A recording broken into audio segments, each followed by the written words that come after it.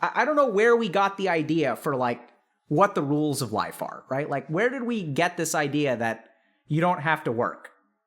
Where did we get this idea that it has to be like, it's supposed to be effortless, that it's supposed to be fun? Like, where did we get, like, what are the rules? And so people asked me some time ago, Dr. K, do you have rules for life like Jordan Peterson does? And I was like, no, I don't really. But for the sake of the memes, like, here's 12 rules for y'all. Rule number 1.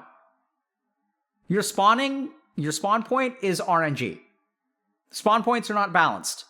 Like, where you spawn in this world, what your stats are, what your race is, what your gender is, you don't get to pick any of that crap. So understand that your spawn point is just RNG, it's a crapshoot. This is also the concept of karma, where you don't get to control what hand of cards you're dealt in life. You just get to control how you play it. On to rule number 2. Life isn't supposed to be anything. Life is a sandbox game. So like, we come into life and we think like, oh, it's supposed to be fun. It's supposed to be like engaging. It's supposed to be this. I'm entitled to this. You know, I shouldn't have to deal with this. It's unfair this. Life is a sandbox game. It's not supposed to be anything. Life is what you make it. Like, literally, it is the sandbox. It's like, I can go outside and walk around naked if I want to. I can eat nothing but tacos for the rest of my life if I want to. I can work if I want to. I can not work if I don't want to. Life is what you make it, and it is a sandbox game. So let go of what it's supposed to be and look at what it actually is. Rule number 3. It's your choice whether life is PvP or co-op. You get to decide what mode you're playing in, right? And this goes back to all the crap that we've talked about. When someone else needs help, you can choose to invalidate them, tell them that they're wrong, or you can choose to help them. When you need help, you can choose to ask for it. You can attack other people, or you can be supportive of other people. Life is like, it's PvP or PvE, like you get to pick. So try to think about which one you really want and how you're playing the game of life. So are you playing in co-op mode or are you playing in PvP mode? When someone else needs help, like, what do you do about that? Do you help them, or do you spend your time trolling around on the internet posting about, you know, how like the world is sad and everyone is screwed up and like, oh, kids nowadays, blah, blah, blah, yada, yada, yada. The world is going to shit. Do you just sit there complaining about it, or you like actually get up and do something about it? Next rule. There are world bosses, and these world bosses cannot be defeated on their own. So this is something that we've really, really, really got to understand. So there are problems that we face, like yesterday, I was like, okay, so there was a school shooting and misogyny is a problem in our community. I guess I have to fix those tomorrow. How do I fix those problems? I can't. Dr. K cannot fix misogyny on the internet, and he cannot stop school shootings. I can't do it. I can't stop climate change. I can't do it. So what do I do about that? I get up and I fucking try. Same is true for all the rest of you. It's just like a world boss. You can't down a world boss. The only way that the world boss goes down is if everyone tries to do what is insufficient. That is the way that you tackle world bosses in this world. Everyone tries to do what they know in their hearts to be completely insufficient. No snowflake believes it is responsible for the avalanche. Rule number 5. There is no respawning, and the servers are going to go offline after 72 years, on average. So you get one shot at this life. You don't get to respawn. If you fuck it up, you fuck it up. The servers are going to go offline in 72 years. The clock is ticking. What are you going to do with it? How are you going to play this game? Because you don't have an infinite amount of tries. You don't get to respawn. There aren't one-ups. There's no, there's no cheat codes. It's just, this is what you get. And so how are you going to use it? Next thing to understand. There's no exponential XP requirement to level up, and content doesn't expire.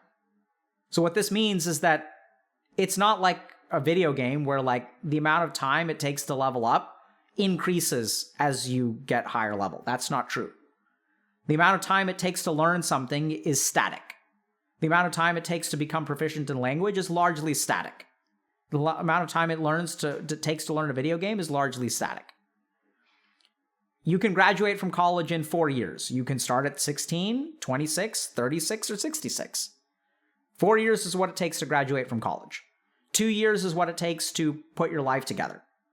1 year is what it takes to start to put your life together. 3 months is what it takes to take the first couple of steps. You can put your life together whenever you want to. The content doesn't expire. You can go to college whenever you want to or not go to college. Content is out there. You can have never had a girlfriend and you can start dating tomorrow. You can be a virgin at the age of 30 and be having a ton of sex at the age of 40. The content's there. It's just when you choose to engage with it. Furthermore, just because you've wasted some amount of time, this is where the exponential XP thing comes in, doesn't mean that you can't do it. That doesn't apply. So just because you've wasted time learning one skill does not make it harder to learn other skills. That's just not true. Right? You can just literally you can, I have a book here, Svara Yoga, the tantric science of brain breathing. And this book takes the same damn amount of time to read, whether I'm 50, 40, 10, whatever. So the work is the same. Do you guys get that? The rest of it is all BS. Your emotions and your being behind in life and what other people have, men have it easier, women have it easier. A book is a book. You read it or you don't read it. The content is there and it never expires. Next thing. Beware people who sell walkthroughs to sandbox games. Okay? So this is the other thing. Remember how we said that it isn't supposed to be anything and that life is a sandbox game? So be careful for people who sell walkthroughs to open world games where you can do whatever you want to. Here in my garage, I have a Lamborghini. Right? So be careful about that. So I'm not saying that there isn't something to learn from those people, and I certainly fall into this category as well, right? Just beware, because there isn't a walkthrough to the game of life. And so if we want to understand this, this goes back to the spawn point, the RNG karma. No one is going to have perfect information about what you should do with your life. And that's because they haven't lived your life. They may understand some approximation of your life. They may understand some pieces of it, but literally it is impossible to put a walkthrough for your life. And anyone selling you a walkthrough for your life that will turn everything around is someone that you should be very careful of. I'm included in that. So watch out for that, because the walkthrough for your life can only be determined by you. You're a very unique character who has your own stats, was born at a particular time with certain starting equipment that no one else has ever had, has your own experiences. You spawned in a certain world where you got exposed to these random people who became your party members, other people who became your bullies. You got aggroed by this thing. It's unique. So beware people who offer you generic solutions to your unique life. Next thing. So I know a lot of people in this country, so I think this is rule 6, 7, 8. A lot of people in this community, want to help other people. So here's the thing that you got to understand. If you want to carry other people through content, you got to be geared up yourself, just like a video game. So if I want to carry my friends, if I want to carry my friends and help them gain 1,000 MMR, if they're 2K MMR and I want to carry them to 3K MMR, I need to be 6K MMR. If you've got friends who are running low-level dungeons and you want to carry them through it, you need to be geared out. So I know that a lot of people in this community want to help other people, but y'all need to understand, if you want to help another human being, you need to have your own shit in order first. Put on your own oxygen mask before you go and put on someone else's. This actually causes damage. We've had to actually terminate or fire coaches for this reason. Think about one, not coaches, one. So you need to get your own stuff in order. I totally get that you want to understand other people. This comes back to dharma as well. People how do I find my dharma? Oh my God, there's so much suffering in the world. It's get your own shit in order, bro. Or girl. Start with yourself. Because if you want to carry other people through content, this is something I know y'all understand. Y'all play video games. If you want to carry your team in Valorant, You can be a OTP, like totally fine. But you got to be really, really good at that trick, right? You can be a one-trick pony and carry other people with it, whatever. So if you want to help other people, you want to carry other people, you need to be geared out. You need to be decked out first. So your first dharma, if you want to make the world a better place, is fix yourself. Become strong, become independent, become capable, become confident. And then people are like, oh, how do I do that? Beware the confusion of the brain. Beware the complexity of the addictive mind. Here's another tidbit about the addictive mind. It loves complexity. Do you guys get that? The more complex a problem is, the more the addictive mind can like hide in that complexity. The more variables there are, the more things I can try to address or manipulate to avoid the conclusion.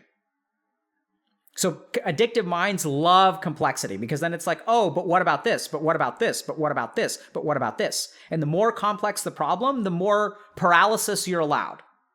Because I haven't accounted for that yet. I don't need to act yet. What about this? What about this? What about this?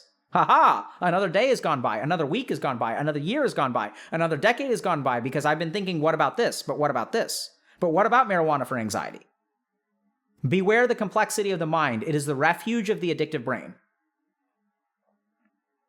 Next thing, success is dependent on your raid guild. If you want to clear endgame content, you got to find a good raid guild. That's how life works. Life is not a single player RPG. It's an online persistent universe, or offline persistent. It's a persistent universe of some kind, right? And this is where like, it's a sad truth, but unfortunately it's true. So think about the company that you keep.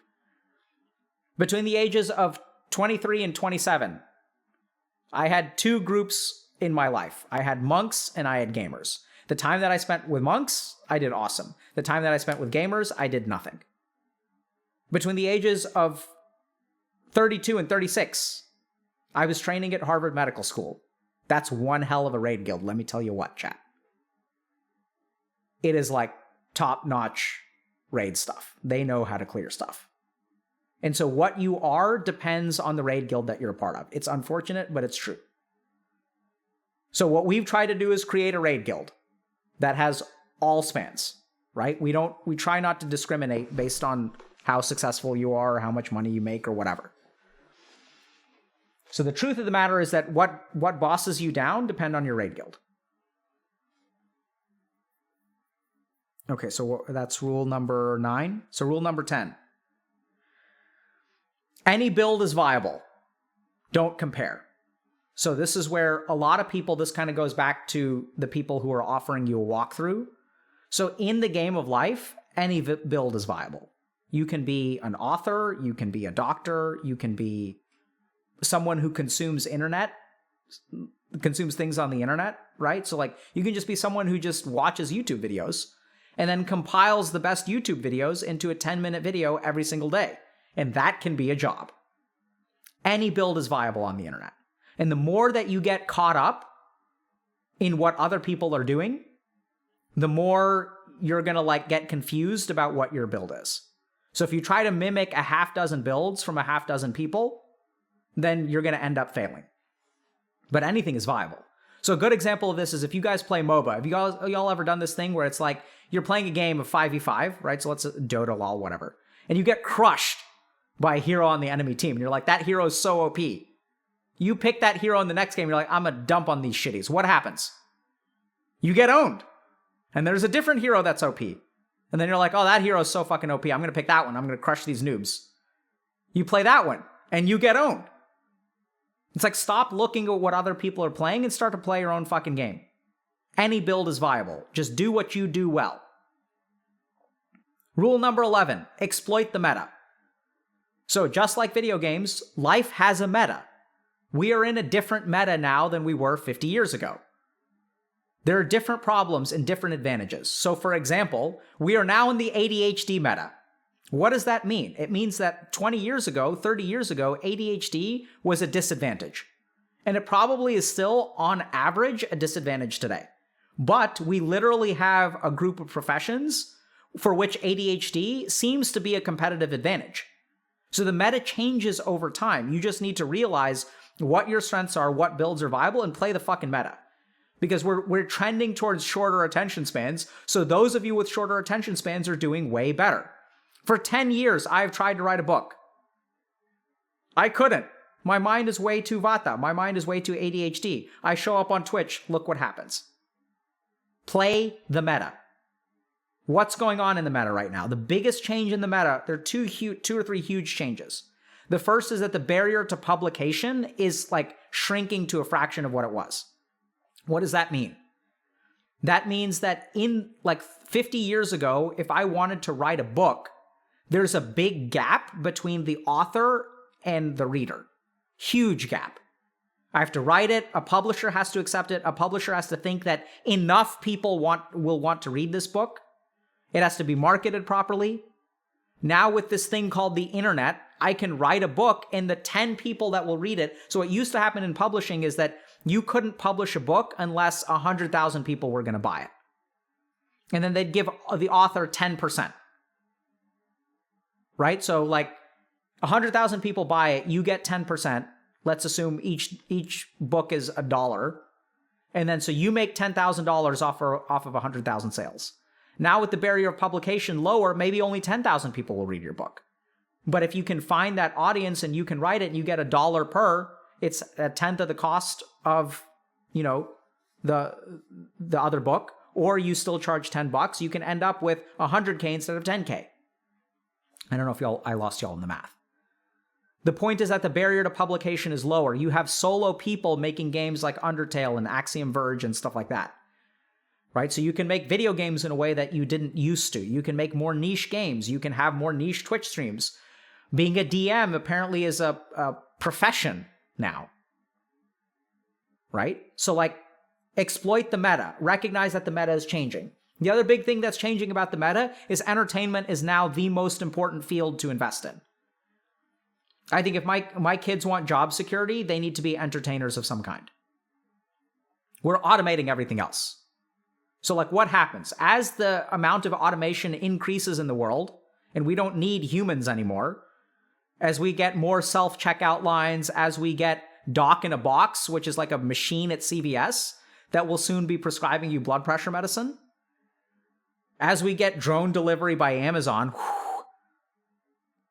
as we get AI generated this and AI generated that and automated stuff, and as more human beings are sitting around and don't need to work. Why do you think the anti-work movement is so big? It's because we're quickly reaching the point where human beings don't need to work. It used to be that you had to be a contributing member of society for society to function. It's actually changing. You don't need to work. We're moving in the direction of universal basic income. So now we're going to have a bunch of people who are sitting around with like nothing meaningful to do that they really don't need to be doing.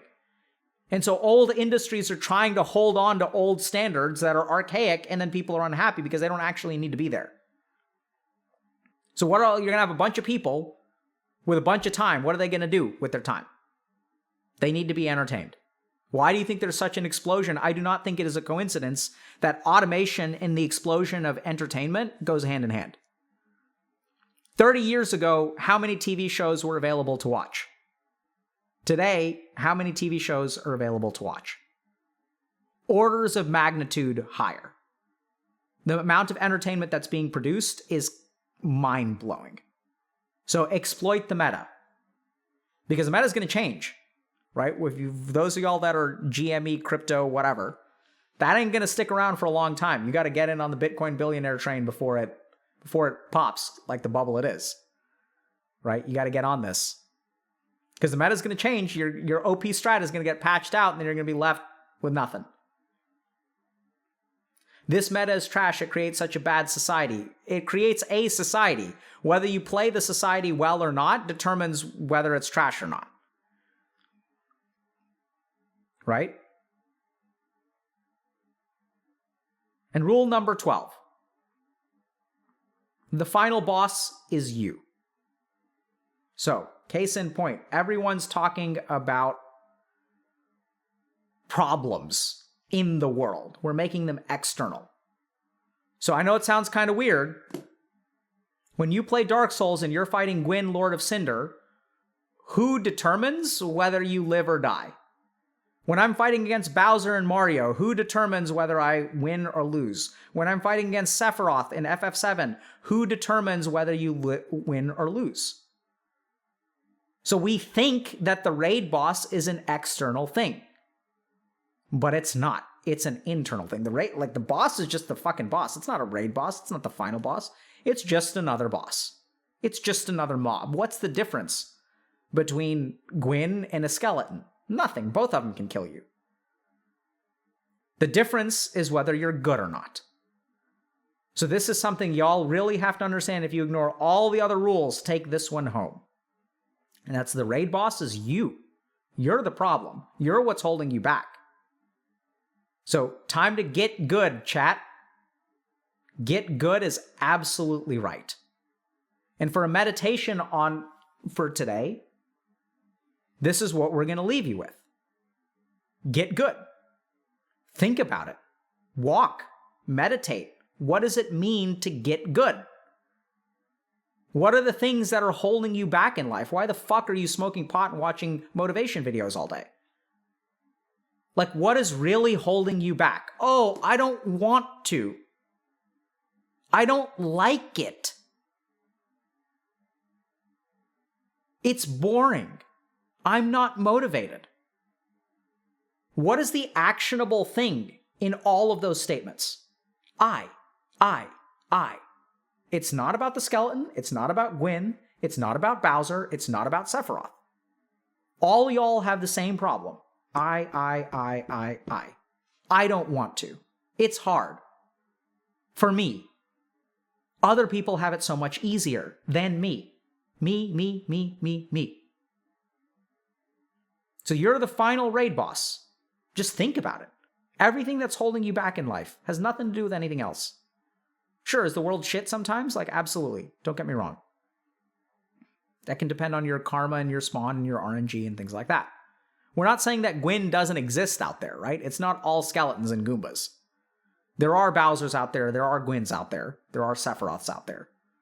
But at the end of the day, how that person affects you and whether you wipe to that person or don't wipe to that person depends on you. So get good, chat.